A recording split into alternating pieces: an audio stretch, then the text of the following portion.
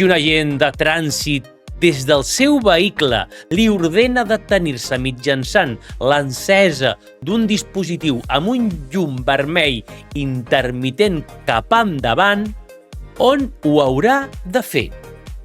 A. Al costat esquerre de la calçada davant del vehicle policial. B.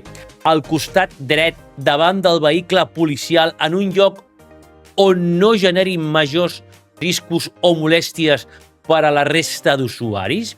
O C. Al costat dret de la calçada darrere del vehicle policial. Si el vehicle policial ve per darrere meu, jo m'he de detindre, m'he de parar, d'acord? Però sempre davant d'ell. Si ell està darrere, davant d'ell. Al costat esquerre o al costat dret? Efectivament, al costat dret, d'acord?